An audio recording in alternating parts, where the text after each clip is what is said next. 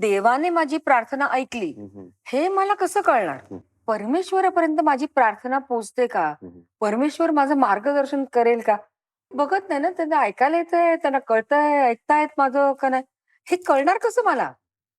पहिल्यांदा जर तुम्हाला हे एकतर म्हणजे भारत हा देश जो आहे ना, आपण लहानपणापासूनच आपण ऐकत असतो. ईश्वर आहे, हो, ईश्वराचं रूप असं आहे. हो. मग भगवान शिव किंवा कृष्ण किंवा आपले वेगवेगळे गुरूंचे रूप आहेत, आकार हं, आहेत. तर आपण ऐकतो किंवा वाचतो कुठेतरी, हं, ईश्वर आहे. मग ते कंटिन्यू ऐकून, ऐकून, ऐकून, ऐकून मग आपल्याला असं वाटतं, की खरोखर ईश्वर कुठेतरी आहे. हं. पण स्वतः कधी शोध घेतलेला नसतो. बरोबर.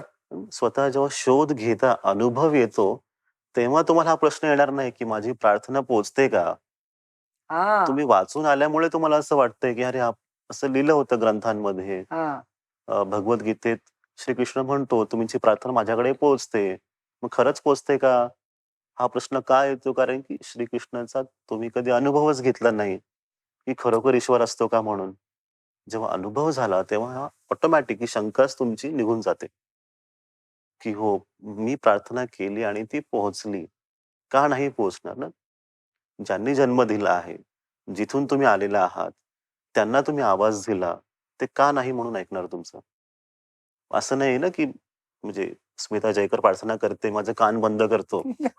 असं तर कधी ईश्वर करणार नाही ना. तो तुमची प्रार्थना नक्कीच ऐकणार. हं, तर प्रार्थना ज्या प्राप्तीसाठी म्हणजे तुमचं जे एम आहे, जी इच्छा आहे पूर्ण करण्यासाठी, तर ते प्राप्ती होणार की नाही ती वेगळी गोष्ट आहे. हं. पण जो प्रश्न तुम्ही विचारलात आता, की मी जे मागते, जी प्रार्थना आहे, माझी जी व्यथा आहे, ती कमीत कमी पोहोचली का तिथे? हं, ती बरोबर. पोहोचली का? हं. त्याचं काय साईन आहे? मला कसं कळेल, हां. की ती प्रार्थना पोहोचली? तर याचं उत्तर असं आहे, की तुमच्या आतमध्ये ऑटोमॅटिक शांती येते. शांतीचा अनुभव ओह! होतो. ती प्रार्थना केल्याच्या नंतर असं वाटतं आतमधून काहीतरी निघून गेलं. मी निश्चिंत झाले आता हं. आणि तीच परत प्रार्थना करण्याची गरज तुम्हाला भासत नाही.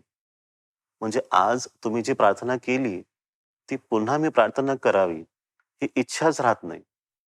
मग दुसऱ्या दिवशी तुम्ही जरी तीच प्रार्थना करायला बसलात, तर तुम्हाला आतमधून वाटेल, की नाही मला नाही करायची प्रार्थना.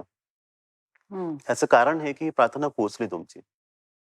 जर परत इच्छा येत असेल त्याच प्रार्थनेसाठी, पुन्हा करण्यासाठी, म्हणजे याचा अर्थ असा आहे, की ती पोहोचली नाही पूर्णपणे.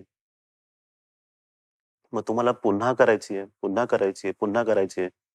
पण तुमचे प्रत्येक वेळेस तुम्ही जेव्हा पण बसता प्रार्थनेसाठी, तेव्हा-तेव्हा ईश्वर तुमची प्रार्थना ऐकतो. तो तुमची तयारी करत राहतो, की बाबा तुला जे हवंय ते तुला मी देतो. मग त्याच्यासाठी तुमची तयारी त्या प्रार्थनेच्या माध्यमातूनच करून घेणार. जी गोष्ट तुम्हाला 7 दिवसानंतर द्यायची आहे किंवा 1 महिन्यानंतर द्यायची आहे, मग द्वारेच तुम्ही तयार होता. जे पण तुम्हाला प्राप्ती होणार आहे नंतर. मग ते ईश्वरच करतो. तुमच्याकडे काय आहे? तर प्रार्थना. आणि प्रार्थना ही नेहमीच असं आहे, की तो ठरवणार आहे. तुम्ही ठरवत नाहीये. जे होणार, हं. त्यांनी जर हो म्हटलं, की होणार. ते नाही म्हटलं तर नाही होणार. म्हणून तुम्ही फक्त तुमच्यातर्फे व्यक्त करा. जे तुमच्या कंट्रोलमध्ये आहे, की जे माझ्या आतमध्ये चाललंय, ते फक्त मी सांगत राहणार. हं. सांगत राहणार आणि शुद्ध भाव, प्रेम एकदम क्लिअर, की मला असं-असं वाटतं म्हणून तुम्हाला मी सांगते. आतमध्ये ऑटोमॅटिक निश्चिंत तसंच तुम्हाला मार्गदर्शन, काय मला योग्य मिळतं की नाही मला कळत नाही. हाच मार्ग आहे की चुकीचा हां. मार्ग आहे. तिथेही तुम्हाला आतमध्ये तुम्ही जेव्हा तुमच्या ईश्वराशी संबंध करता, संबंध स्थापित करता, तेव्हाही तुम्हाला तोच अनुभव येतो शांतीचा, की सगळं ठीक आहे, सगळं योग्य आहे. तर शंका जी आहे ही मनामध्ये येते. हृदयामध्ये शंका कधीच नसते. मग जेव्हा-जेव्हा तुम्ही मनामध्ये बसून काम करणार, प्रत्येक वेळेस तुम्हाला तो शंकेचा अनुभव येणारच. आणि जेव्हा ईश्वराशी तुम्ही संबंध ठेवता, प्रेमाचा, प्रार्थनेद्वारे, तेव्हा शंका आपोआप निघून जाते.